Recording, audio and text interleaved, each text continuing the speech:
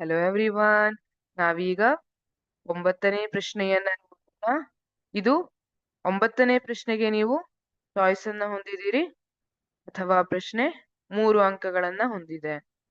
ವಿದ್ಯುತ್ ಪ್ರವಾಹವಿರುವ ವಾಹಕವನ್ನು ಕಾಂತಕ್ಷೇತ್ರದಲ್ಲಿ ಇರಿಸಿದಾಗ ಅದು ಯಾಂತ್ರಿಕ ಬಲವನ್ನು ಅನುಭವಿಸುತ್ತದೆ ಎಂದು ತೋರಿಸುವ ಒಂದು ಪ್ರಯೋಗವನ್ನು ವಿವರಿಸಿ. ವಿದ್ಯುತ್ ಪ್ರವಾಹವಿರುವ ಕಾಂತಕ್ಷೇತ್ರದಲ್ಲಿ ಇರಿಸಿದಾಗ ಅದು ಬಲವನ್ನ ಅನುಭವಿಸುತ್ತದೆ. ಅದು ಯಾಂತ್ರಿಕ ಬಲವನ್ನ ಅನುಭವಿಸುತ್ತೆ. ನಿಮಗ್ ಗೊತ್ತು, ವಿದ್ಯುತ್ ಪ್ರವಹಿಸುತ್ತಿರುವ ವಾಹಕ ಅದರ ಸುತ್ತಲೂ ಕಾಂತಕ್ಷೇತ್ರವನ್ನ ಉಂಟು ಮಾಡುತ್ತೆ. ಈಗ ನಿಮ್ ಮನೆಯಲ್ಲಿ ಒಂದು ಬೆಕ್ಕನ್ನ ಸಾಕಿದಿರಿ ಅಂತ ಇಟ್ಕೊಳ್ಳಿ. ಈಗ ಪಕ್ಕದ ಮನೆಯಿಂದ ಬೇರೆ ಬೆಕ್ಕು ಬಂತು ಅಥವಾ ಬೇರೆ ಕಡೆಯಿಂದ ಬೇರೆ ಬೆಕ್ಕು ಬಂತು ಅಂದ್ರೆ ನಿಮ್ ಮನೆಯಲ್ಲಿರೋ ಬೆಕ್ಕು ಏನ್ ಮಾಡುತ್ತೆ? ಅದಕ್ಕೆ ಅದು ತನ್ನ ಮನೆ ಅಂತ ಗೊತ್ತಿರುತ್ತಲ್ಲ, ಅದು ಅದ್ರ ಮೇಲೆ ಬಲವನ್ನ ಅಪ್ಲೈ ಮಾಡುತ್ತೆ, ಅದನ್ನ ಓಡಿಸ್ಲಿಕ್ಕೆ ಟ್ರೈ ಮಾಡುತ್ತೆ. ಇಲ್ಲಿ ಕೂಡ ಏನಾಗುತ್ತೆ, ವಿದ್ಯುತ್ ಪ್ರವಾಹವಿರುವ ವಾಹಕವನ್ನು ಆಲ್ರೆಡಿ ಒಂದು ಕಾಂತಕ್ಷೇತ್ರ ಇದೆ, ಅಲ್ಲಿ ವಿದ್ಯುತ್ ಪ್ರವಾಹ ಇರುವಂತಹ ವಾಹಕವನ್ನ ಇಟ್ಟಿದ್ದೀರಿ. ಆ ವಾಹಕದಿಂದ ಕಾಂತಕ್ಷೇತ್ರ ಉಂಟಾಗ್ತಾ ಇದೆ.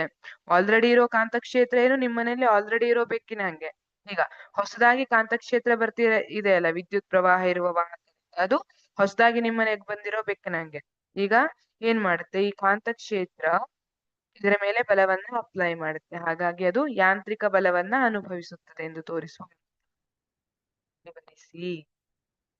ಅಲ್ಯೂಮಿನಿಯಂನ ಒಂದು ಚಿಕ್ಕ ಸಲಾಕೆಯನ್ನು 2 ವಾಹಕ ತಂತಿಗಳಿಂದ ತೂಗು ಹಾಕಿ. ನೋಡಿ, AB ಅಲ್ಯೂಮಿನಿಯಂ ಸಲಾಕೆ ಇದೆ, ಇದನ್ನ ತೂಗು ಹಾಕಿದ್ದಾರೆ ವಾಹಕ ತಂತಿಗಳನ್ನ ಉಪಯೋಗಿಸಿಕೊಂಡು.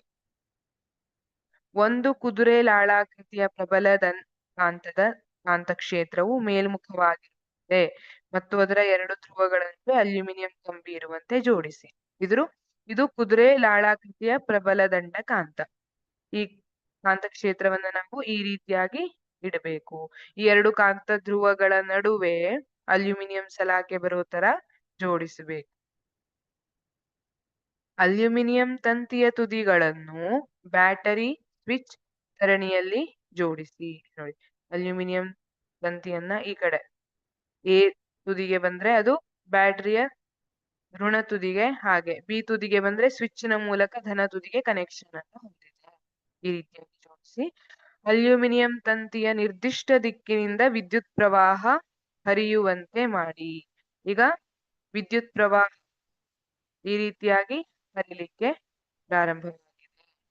ಅವಾಗ ಸಲಾಕೆಯು ಸ್ಥಾನ ಪಲ್ಲಟಗೊಂಡಿರುವುದನ್ನು ಗಮನಿಸುವಿರಿ. ಇಲ್ಲಿ ವಿದ್ಯುತ್ ಪ್ರವಾಹ ಹರಿದಾಗ ABಯ ಮೂಲಕ ಸಲಾಕೆ ತನ್ನಷ್ಟಕ್ಕೆ ತಾನೇ ಸ್ಥಾನ ಪಲ್ಲಟಗೊಂಡಿರುತ್ತೆ. ಈ ರೀತಿ ಇದೆ ಅಲ್ಲ, ಇದರ ದಿಕ್ಕು A ಮತ್ತೆ B ಅಂತ ಗುರುತಿಸಿದ್ರೆ ಅದರ ದಿಕ್ಕು ಬದಲಾವಣೆ ಆಗುತ್ತೆ. ಸಲಾಕೆಯಲ್ಲಿನ ವಿದ್ಯುತ್ ಪ್ರವಾಹದ ದಿಕ್ಕನ್ನು ಬದಲಾಯಿಸಿದಾಗ ಅದು ವಿರುದ್ಧ ದಿಕ್ಕಿಗೆ ಪಲ್ಲಟಗೊಳ್ಳುತ್ತದೆ. ಈಗ ನಾವು ಈ ಬ್ಯಾಟ್ರಿ ಕನೆಕ್ಷನ್ ಅನ್ನ ಉಲ್ಟಾ ಮಾಡಿದ್ರೆ ಏನಾಗುತ್ತೆ, ಅದು ವಿರುದ್ಧ ದಿಕ್ಕಿಗೆ ವಿದ್ಯುತ್ ಪ್ರವಾಹ ಹರಿಯೋ ದಿಕ್ಕು ಚೇಂಜ್ ಆಗತ್ತಲ್ಲ, ಹಾಗಾಗಿ ಸಲಾಕೆಯಲ್ಲಿನ ವಿದ್ಯುತ್ ಪ್ರವಾಹದ ದಿಕ್ಕನ್ನು ಬದಲಾಯಿಸಿದಾಗ ಅದು ವಿರುದ್ಧ ದಿಕ್ಕಿಗೆ ಪಲ್ಲಟಗೊಳ್ಳುತ್ತದೆ. Thank you.